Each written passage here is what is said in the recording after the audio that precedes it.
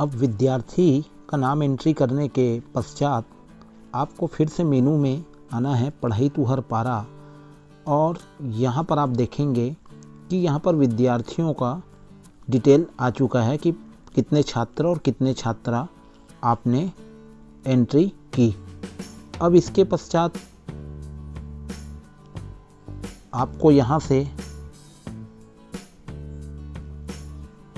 शिक्षक के कार्य में पुनः जाना है और यहाँ पर विद्यार्थी का असेसमेंट में जाना है।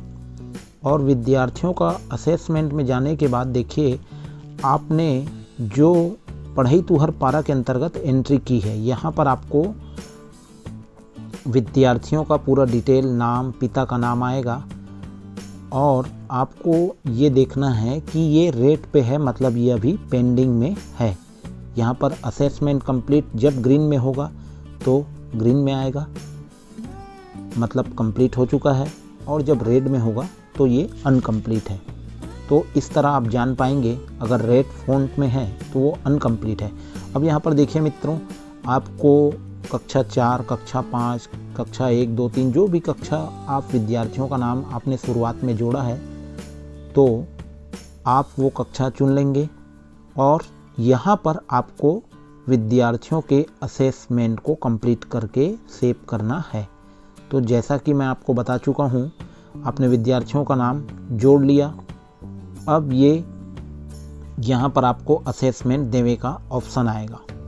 अब ये मैंने असेसमेंट देवे का ऑप्शन क्लिक किया। अब यहाँ पर जैसे ऑनलाइन के एक वीडियो पे मैंने आपको बताया कि आपको इमोजी के तहत यहाँ पर उसका असेसमेंट बतलाना है, तो यहाँ पर उसी तरह पढ़ई तुहर पारा में भी विद्यार्थियों ने ऑफलाइन में जो प्रदर्शन किया या उनकी जो योग्यता है वो यहाँ पर आपको क्लिक करना है।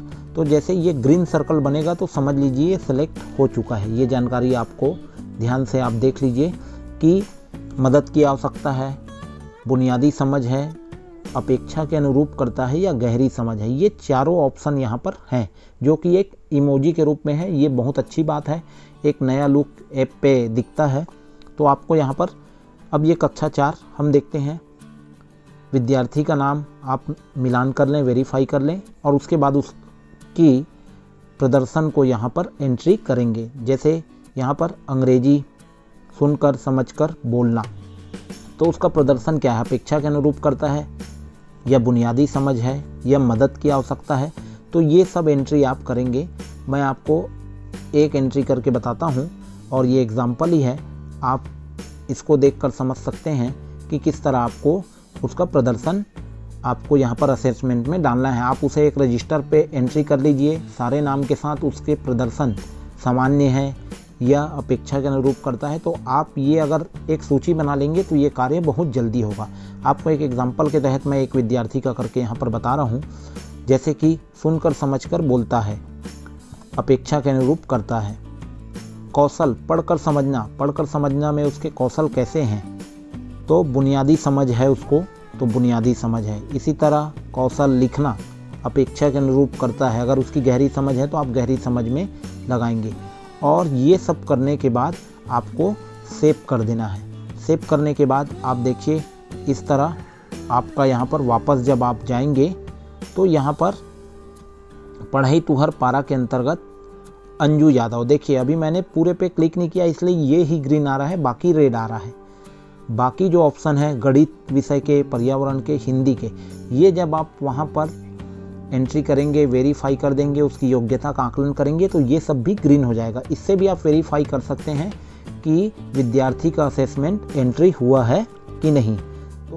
तो यह थी मित्रों आज की जानकारी कि पढ़ई तुहर पारा के अंतर्गत विद्यार्थियों का असेसमेंट या उनके गतिविधियों की एंट्री कैसे करें।